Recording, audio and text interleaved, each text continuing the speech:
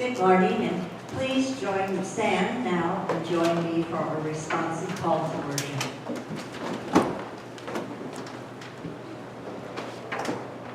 Come, rest your spirits in the Lord. We come, hungry and thirsty for God's word. This is the place of peace and hope, where all may be fed and healed.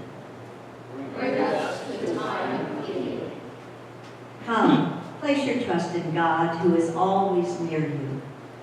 Open our hearts, Lord, to hear your word and your mercies. Amen.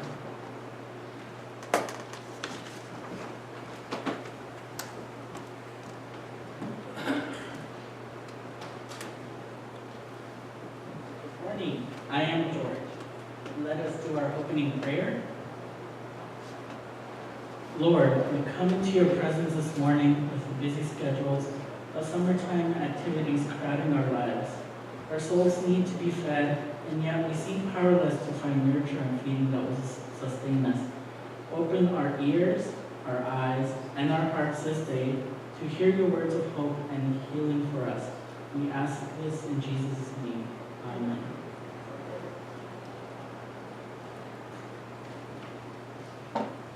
Our opening hymn this morning is number 4. Joyful, joyful, we adore you. The words will be on the screen, or you can follow it along in the hymn. Today we don't have our pastor and music director Sylvia with us, so you're going to have to put up with my golden tones to get you going.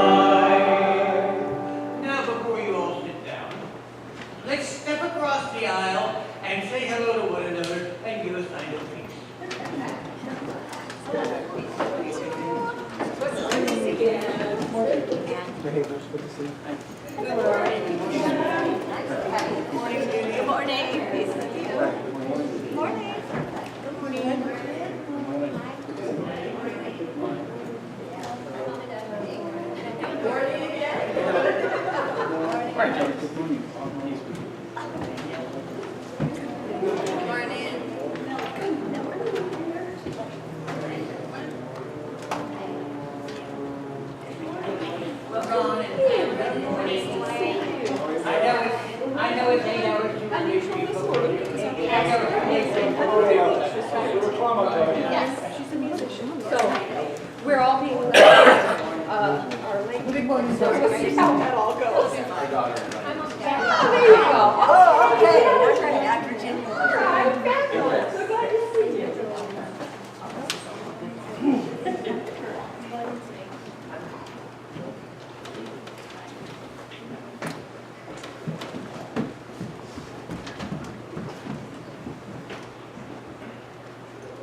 Okay, as we settle into our seats, I'm going to welcome you. We have some visitors with us today. Just a little bit of the housekeeping stuff. You do need to use the facilities. The ladies' room is down this hallway, it's right basically across, straight from here. And the men's room, you go out there and down the stairs. And there is a drinking fountain in that hallway also near the ladies' room. So those little necessities. And okay. As far as our calendar, it's summer, so there's not much on it, except next Saturday is a nice big banner day. Because at 10 o'clock on Saturday morning, our pastor Sylvia will finally be installed as a pastor for the UCC. So we welcome you to all come at 10 o'clock Saturday morning and welcome her official status with the United Church of Christ. Just a little info about our pet food bank yesterday. Small group. You know, the fact that we've kind of not been doing a lot since the beginning of the year. Basically, it's only those people that one person has on her phone who come. But we are at a point where we're giving about 250 pounds of dog food and 150 pounds of cat food every time we do a distribution. So we're still in need of food. I have no cat food left after yesterday. And it was just around 100 pounds of dog food. So, and they all know that we're on hiatus until I get 250 and 150. So just kind of a heads up on our pet food bank. And, the other thing on the calendar is Committee A meeting in the parlor at 4:30 p.m. on August 7th. Okay? So that takes care of that. Okay, and now we would like to introduce our special music. Deanna Morrison, would you please come up and share your gift of music with us?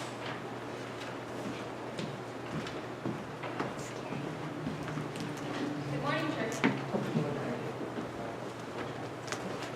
This song I love. I was listening in a recording session and actually pulled back down to San Diego tonight. This was one of the songs on our set list. And doing the recording is interesting because you think, well, at least I do, because it feels a little showy, feels a little much. You know, this church is one that has indoor fireworks for the that type of thing. So, but the people there, it was a choir and worship team and a couple singers for the band.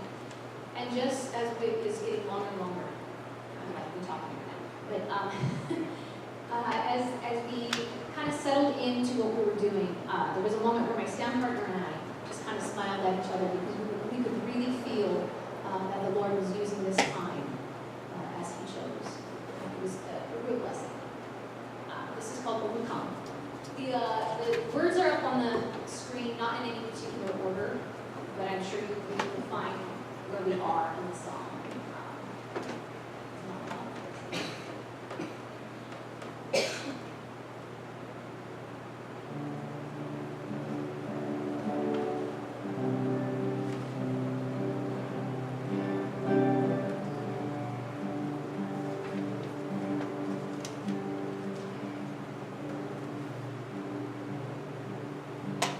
Seated above, throned in the Father's love.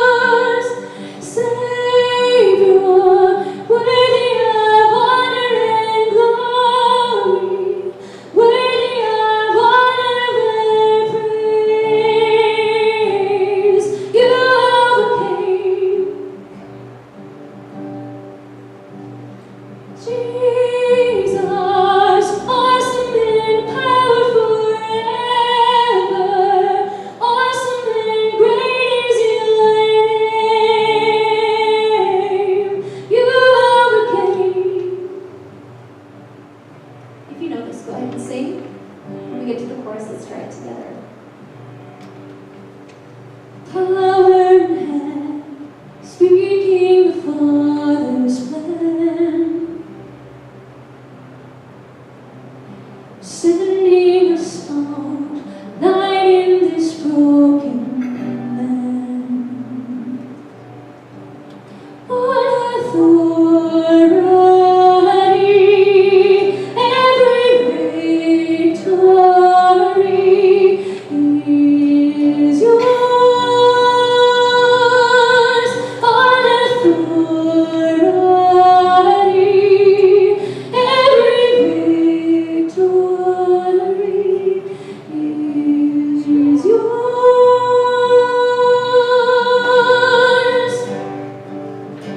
Sing with me if you like.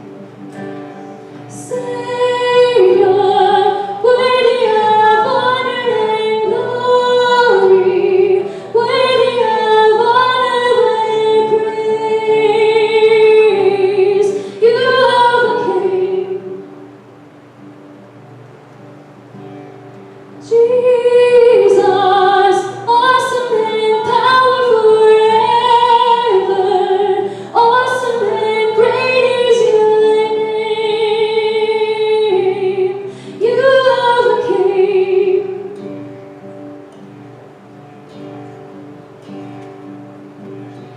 We will overcome by the blood of the Lamb and the word of our testimony. Everyone overcome.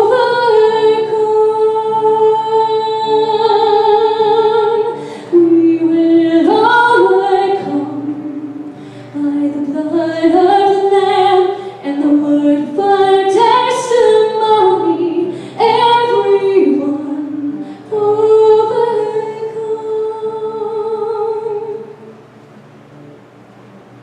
Maybe in your life there's something that you just can't quite get over.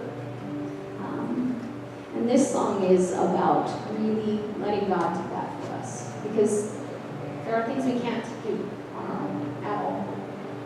And I forget sometimes how there are some things that are not my job to do. We need to leave it to Him. You want to sing the All Authority with me? All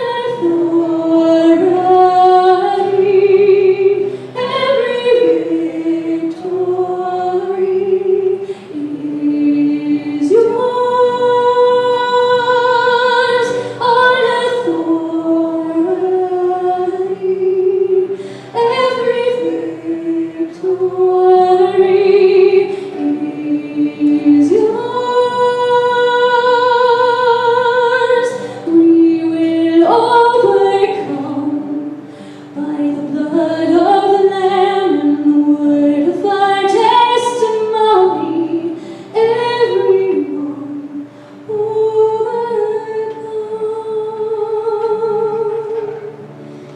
You will overcome by the blood of the Lamb and the word of our testimony. Everyone overcome. Savior, worthy of honor and glory, worthy of honor and praise, you overcame.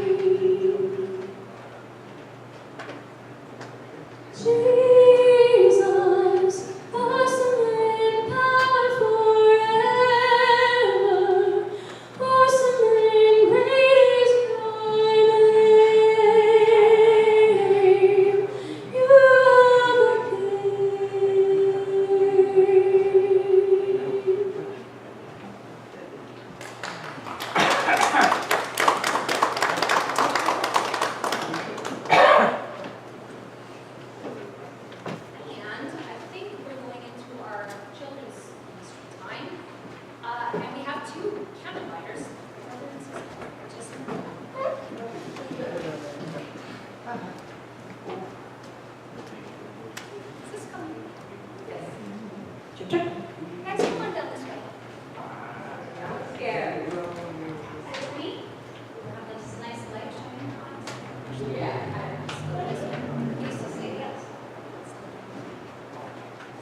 Okay, so if we could go to the next slide here. Yeah. No, there should be something, but it's okay. There is a couple of scriptures being read today. And tell me your name again. What is it? Daniel, Carolina, and Indiana. This last week I was involved in a music camp. Actually,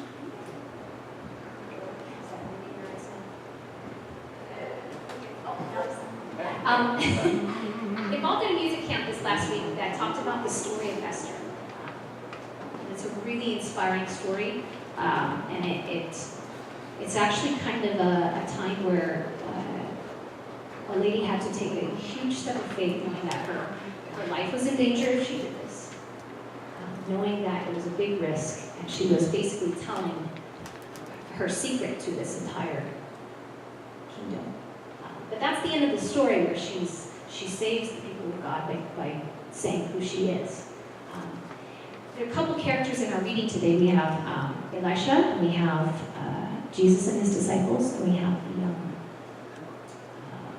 the little boy with the loaves and the fishes. You know that story? Mm-hmm. And he passes out the food, right? All of these people. So we got Jesus, right? And then we have Esther, we have the disciples, we have Elisha, and the boy with the fishes. And then we also have us, right? What do they all have in common? Okay. God's people, and we can be used by God if we choose to. Right? And of course, Jesus, the Son of God, he knew what he was going into, right? But it probably was not a very easy thing to do, to save us all from our sins, right? Not easy. Not easy for Esther to step up and say, okay, really, King, you don't know who I am, please don't let me die, right? And not easy for Elisha to say, okay, these 20 loaves are going to take care of 100 people, and especially when the servant was like, you're kind of crazy, right? And probably for the little boy to give his loaf and fishes, knowing that the disciples would look at him also like, what's this kid doing? But I want you to think about, maybe the little boy didn't even consider what Jesus was going to do with that.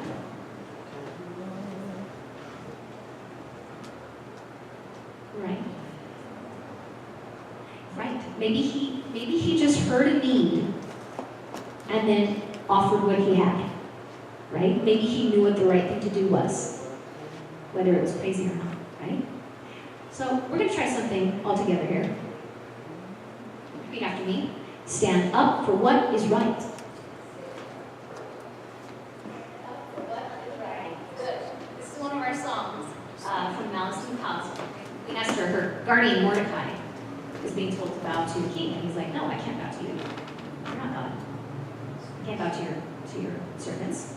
Right? So I'm going to teach you a little part, and I want you guys to copy. Let's go ahead and let's go on up here so we can see us. Love your dress, and I love your bow, by the way. Thanks. I go when you go. Okay? Stand up. Stand up. Stand up. Stand up. Stand up. Stand up. Stand up for what is right. Stand up for what is right. Stand up. Stand up. Stand up, stand up, Stand up and fight the fight. stand up and fight the fight. Ready for this part? Be firm, be brave. Be firm, be brave. Hold tight to what is true. Hold tight to what is true. God who saves is standing up for you. God who saves is standing up for you. Good. And what if I ask, even if the road ahead's unknown, stand up for what is right. Even if you're feeling like you're all alone, stand up for what is right. Good job. So can you make up a sentence that's like that?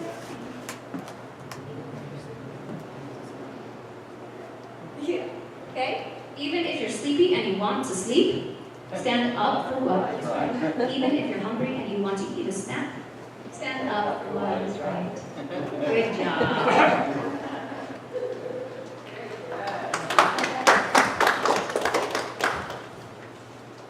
And I believe you were upstairs.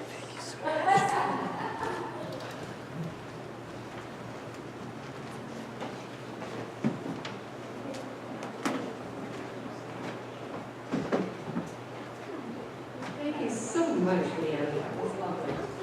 Okay, now we are going to stand, please, and sing our Gloria in preparation for David's word.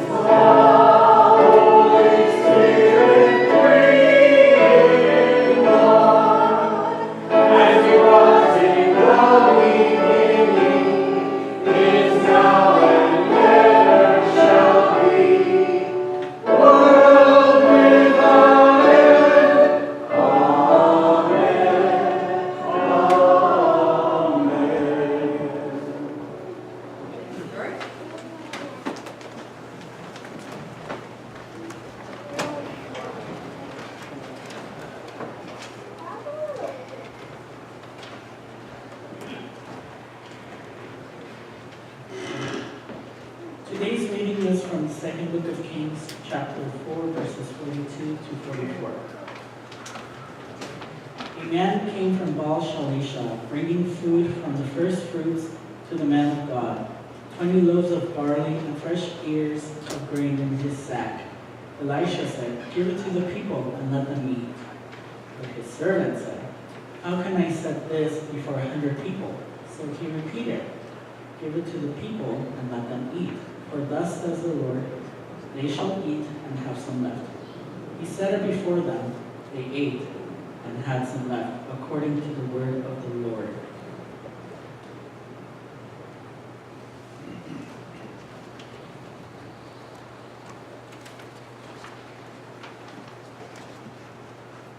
And our gospel reading this morning is John 6, 1 through 21. After this, Jesus went to the other side of the Galilee, also called the Sea of Tiberias. A large crowd kept following him because they saw the signs that he was doing for the sick.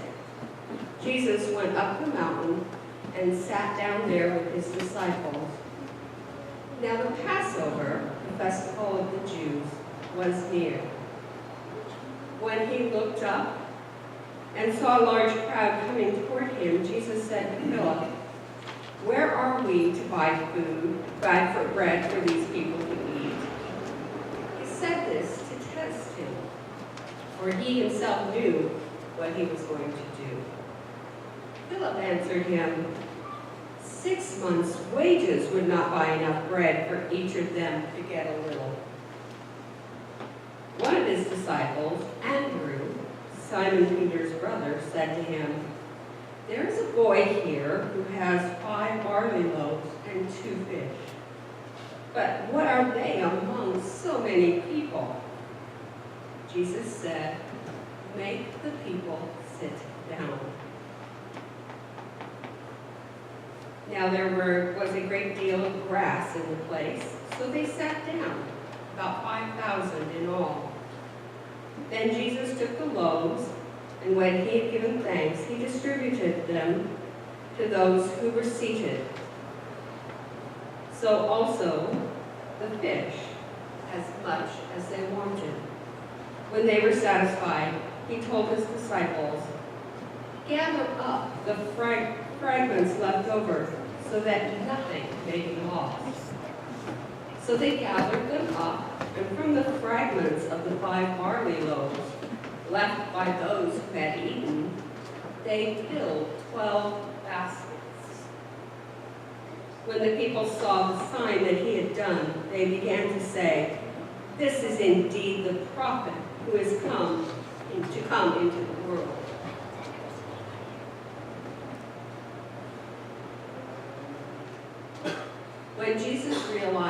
were about to come and take him by force to make him king, he withdrew again to the mountain by himself. When evening came, his disciples went down to the sea, got into a boat. Brought that forward, sorry. And started across the sea to Capernaum. It was now dark, and Jesus had not yet come to them. The sea became rough because a strong wind was blowing. When they had rowed about 3 or 4 miles, they saw Jesus walking on the sea and coming near the boat, and they were terrified. But he said to them, "It is I, do not be afraid." Then they wanted to take him into the boat, and immediately the boat reached the land toward which they were going. Okay, now we're going to start where we would normally have a sermon, but instead we're going to share some stories. And I think we're going to start with you, Sandy, if you would, please.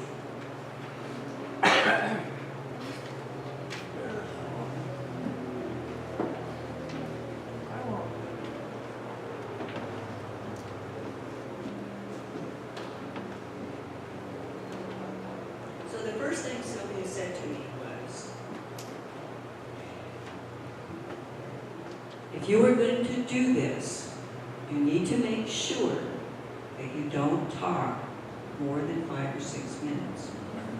Because my sermon is timed to last no more than 20 minutes. So if there are 3 or 4 of you and you all talk 5 or 6 minutes, then be done. So I have my timer on to make sure that I do not go longer than 5 or 6 minutes. When I was a child, we lived right down the street from one of the biggest Methodist churches in Wichita, Kansas. This was in the middle 50s. The neighborhood was white. The schools were not integrated. There were no people going to our church who were not white. I thought this was really strange. And I asked my dad about it one time, and he said, well, they have their own churches, these other people. And my dad was born and raised on a farm close to a little town called Udall, Kansas, which is down in the southern part of the state. And if you stand anywhere in the western part of the state and look straight ahead, you can see the whole state because it's flat. So after church, all the farm boys who sang would get together in the evening and go to the black church. Now, why would they do that? They are supposed to be having their own church. Well, it was easy because they had better music at the black church. So I was raised loving music, loving church music, and occasionally we would go to the church down the street. But when I was in junior high school, I got attracted to some very bad people and became a juvenile delinquent. To make a long story short, when I was in 9th grade, a friend of mine persuaded me to go to a Youth for Christ rally, and I decided that it was time for me to be a Christian, and I was saved.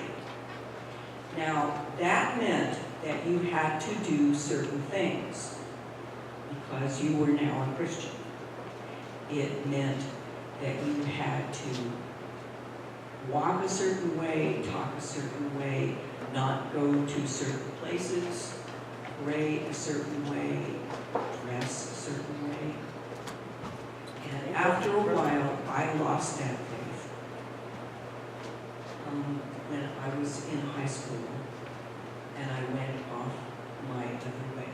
50 years later, Sylvia said, okay, our next church is going to be a Christian church. I said, okay, I'll go play the music. Whither thou goest. And we showed up at Bethel, and it was totally different. What I found out I had lost was my ability to deal with people telling me what to do and what to believe, and how to pray. And what I came back to was a place where I could find my own way. Not even my partner, who is the pastor, is trying to tell me how to pray and what to believe. So this is why I live Bethel. And I did do longer than 6 minutes. I apologize. We're gonna tell her. Leo, would you like to share? Yes. During the process.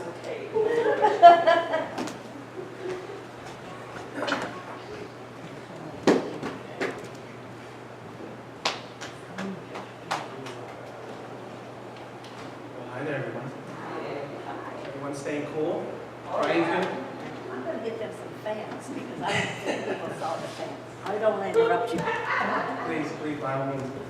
So, as Sandy was approached, I got a text yesterday, a phone call and a text asking if I could speak to the congregation. Oh no, Leo, we invited the entire family. So, they just... I offered him a. Oh, so I guess I'm finding out now. I was selected to pick that. I did it last time. Strongly encouraged. So I think back, I'll try and keep it 5 or 6 minutes as well. When I was a child, I grew up, I guess you could say, in a Catholic home that was non-practicing. So I did the getting baptized, we went to church during the holidays, and that was basically it. That was my experience as a child, going to church and kind of seeing it during Christmas and during Easter, and listening to a couple of different songs at home, and that was my experience as a child. And then as I became a teenager, unfortunately my parents, they divorced. So as they divorced, I kind of did my own thing, in all honesty. I kind of went on my own way, and with that, I struggled with my faith. I didn't really go to church probably as much as I should have, and then I met my wife. It was probably in my early 20s, and we slowly started to dabble in different churches, kind of here and there. We would go to different churches, and it was never really fulfilling, in all honesty. There was just always something missing with these churches, and we would go to temples, we would go to Catholic, we would go to Great Tradition, the mega churches locally, and there just wasn't this sense of being filled. So time went by, we both had our children along the way, and we kind of took them to different churches, and still there was this sense that something wasn't really being fulfilled. And one day I remember I happened to see this church. I grew up in the local neighborhood here, and I came to this church on a Sunday morning, very randomly. Oh, I was just kind of walking around. Sorry.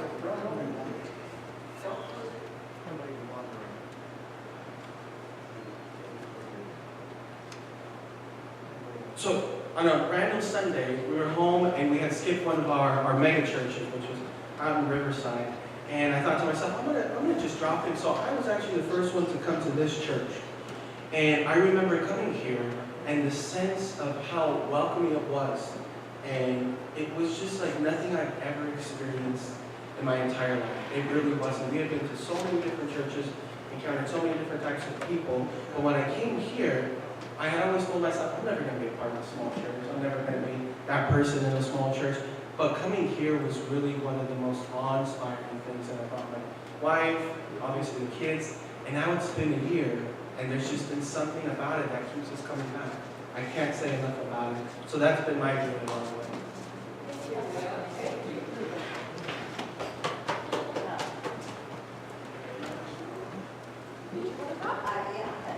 All right, go ahead.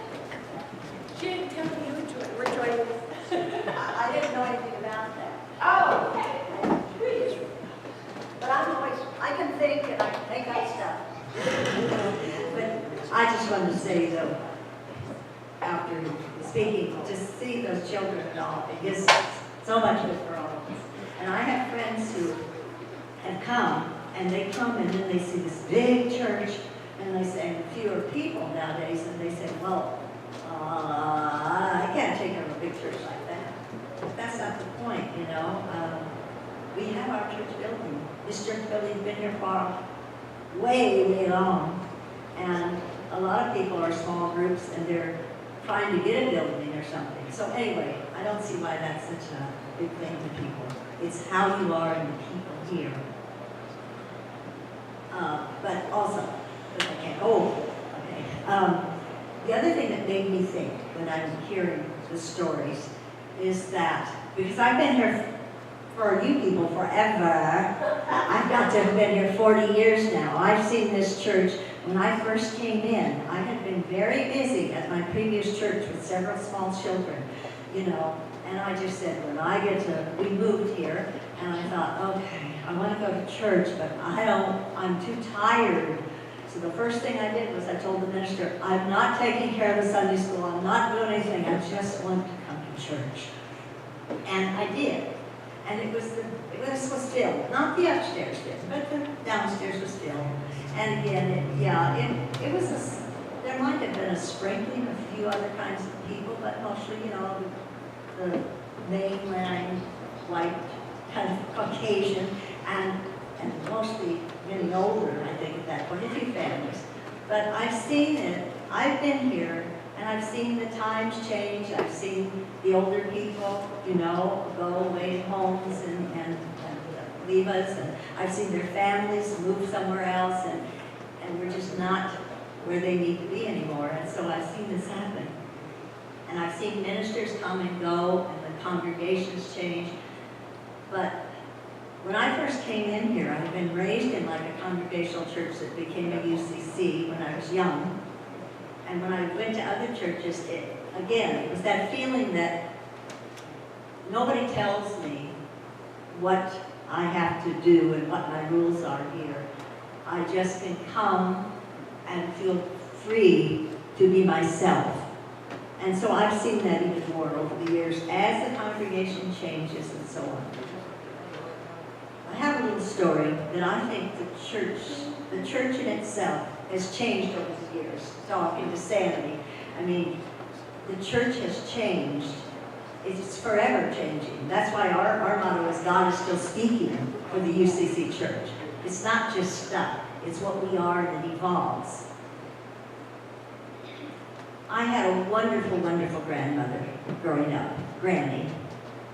And she grew up on a farm in Missouri, and she was raised to, you know, think what was just exactly right. That they had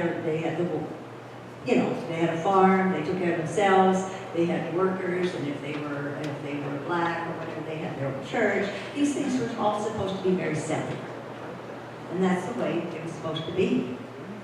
And so, when she had all these grandchildren, it ended up that one of the very first, my brother married a Catholic girl. And this was like, oh, you know, you don't do this. But she grew to love her, and she overcame it. And then one of my cousins married a Mexican boy. And she was like, oh, and this was like, but you know, she was in California now, and so she could see a lot of that, and they were a young couple that was struggling, and you know, she needed to help them, and so she had to get over that, right? She grew one step more. Then, I met my husband in New York, and he's considered black by today. Then we call him, you know, colored. He was black. And when he came to California, when I brought him to California, he looked pretty much like you're Hispanic and so on. I'm just saying. Anyway, the point was that he was black, and no one told her at first. So because we were on the other coast, and And they said, she just heard and she wrote me a note. She was just so happy that I had found someone that, was so, that I just loved. And then when she found out, oh, I was her favorite grandchild. I hate to say that, but it was. And then she just had a terrible time. So we moved out here with our children, our first child, our baby was 6 months old, and we added on a son, and then finally a second daughter. So that was 6 years of marriage, and we were all here together, this loving family. My family accepted my husband. My brother, one of my brothers said, well, I don't know if I'm going to like him, but it's not going to be because of what color he is. It depends who he is, And so she was around in all this. Nobody else, she didn't exclude herself. She just didn't ever acknowledge my husband. She just stayed, she never talked to him. And sometimes she'd come over to me and say, Virginia, I think your husband needs some coffee, or something. So she was kind of watching and taking care of him. But, so when he worked nights, we needed a time when he had to really take several jobs, and he worked night and he worked day. And so he would have to get up and go to work at midnight. And she would sometimes come to help me. She loved to do the gardening and all the work, clean out the garage. She was a farm gal. And so she'd be there, and I'd always get her into the bedroom before it was midnight so that he could leave. It was his house, and she never spoke to him. So one day she would not get out of the living room, and he had to go to work. So he just started to make a beeline out the door, and she stood up and said, I've been meaning to speak to you. And this is after 7 years. And she said, I have to say that I was raised one way and I could not be a hypocrite. I couldn't be a hypocrite, she said, but I've come to see you have such a beautiful family, you're such a loving man, that obviously I was taught wrong. So if my grandmother could do that, that's the way I see the church evolving too. I see that it has to take things and grow. And we're fortunate to be at a time when, like UCC and our church, is one of those that is so open and welcoming to everyone. So, anybody that comes, we'd love to have them and learn to keep growing with us.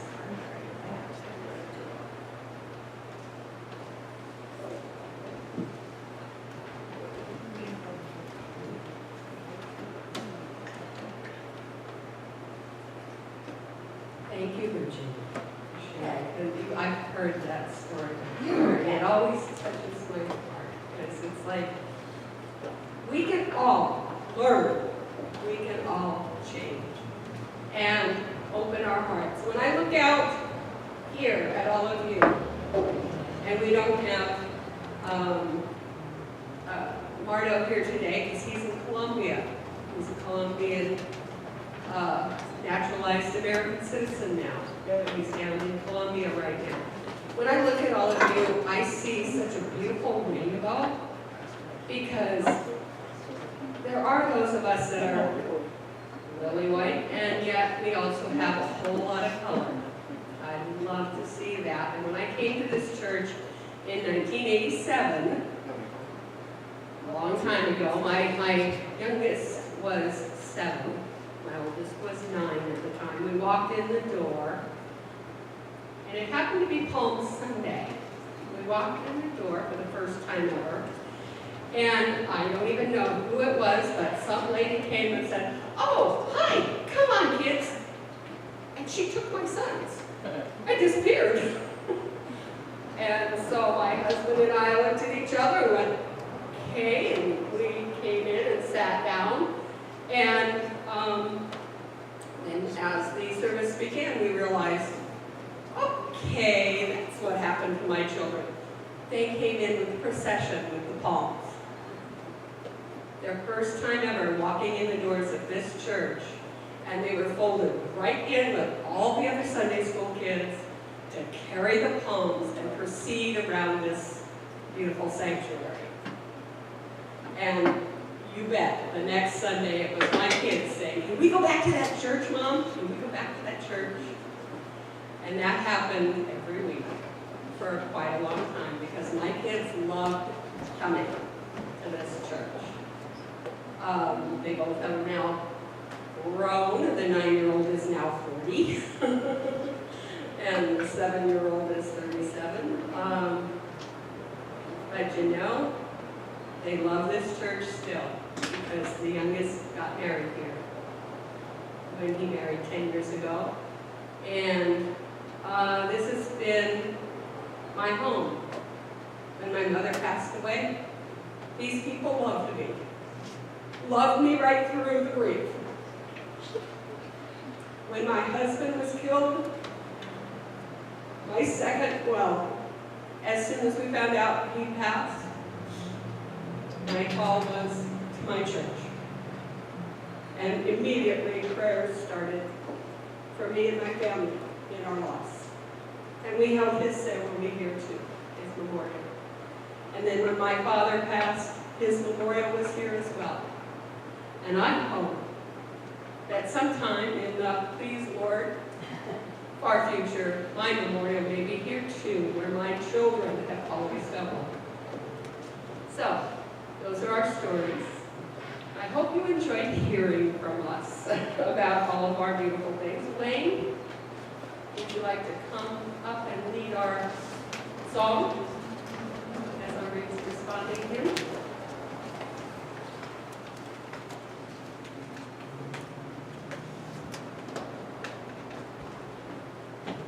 Our responding hymn is "As We Gather at Your Table," number 332. I know all the words will be on the screen. If we would all please stand as we're able.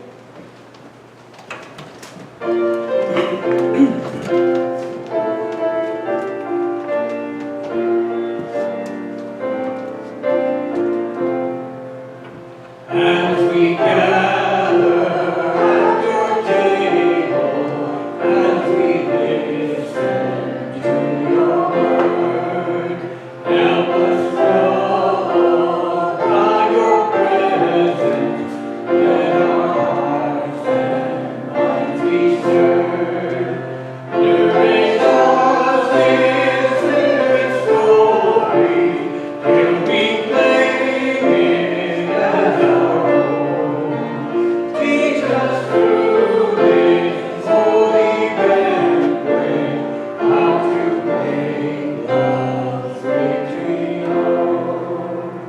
Turn our worship into witness in the sacrament of life. Send us forth to love and serve you, bringing peace where there is strife. Give us Christ, your great compassion, to forgive and to forgive. May we still behold your image in the world you died to save. Gracious Spirit, help us summon other guests to share that feast, where triumphant God will welcome those who have been last and least. There is glory and behind us, royal pride and peace destroy. As we join with saints and angels to bring peace on sounding joy. Thank you.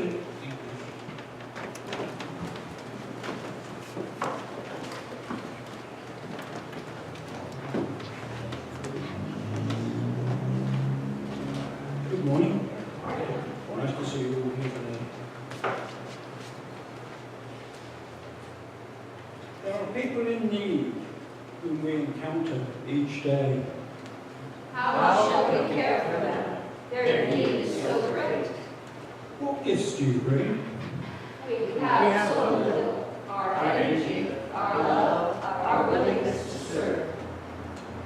Those are not little gifts. Those gifts, mighty work can be done. You have worked miracles in our lives, Lord. Now you are being sent as those who bring the good news to people in need. We place our trust in our presence. Place your hope in God's eternal love. As we go to serve, may we also be thankful for the many ways in which God has blessed us. Now is the time to serve and witness to God's good news. Now is the time to let go of our doubts and trust in God's guidance. Amen.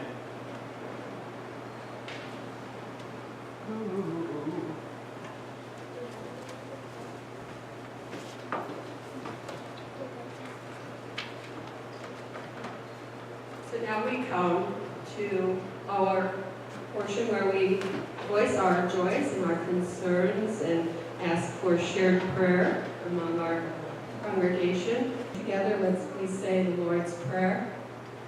Our Father, who art in heaven, hallowed be thy name. Thy kingdom come, thy will be done, on earth as it is in heaven. Give us this day our daily bread, and forgive us our debts, as we forgive our debtors. And lead us not into temptation, but deliver us from evil. For thine is the kingdom, and the power, and the glory, forever and ever. Amen. Okay. I left my script over here.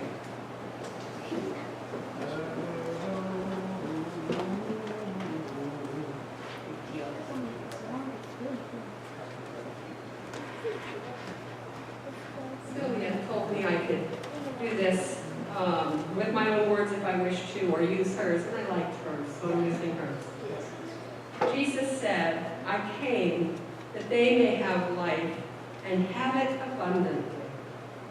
As we have been granted great abundance, let us offer up those blessings in God's name. And George, can you come with Nathaniel?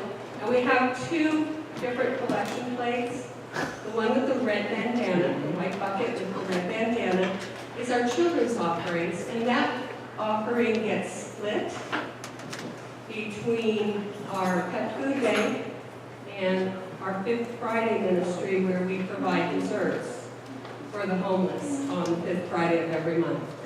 The other one is our traditional offering. And the children's offering, whatever spare change you have or not. All right?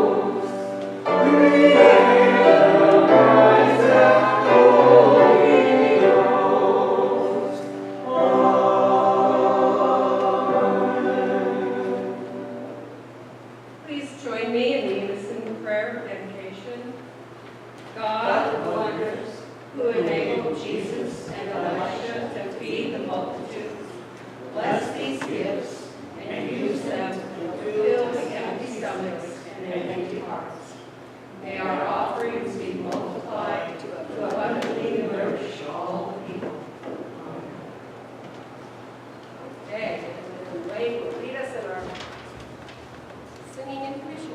Our final hymn today is going to be number 347. The nice bouncy little number, let us talents and tongues employ.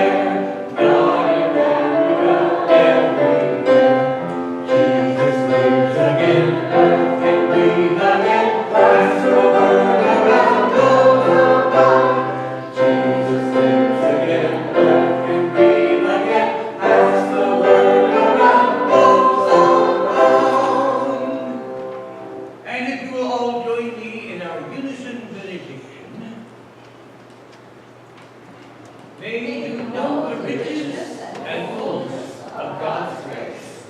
May you experience every dimension of the love of Christ. May the Spirit dwell within you through faith.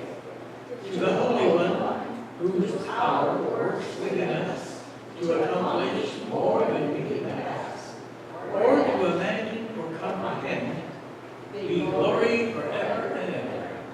Amen.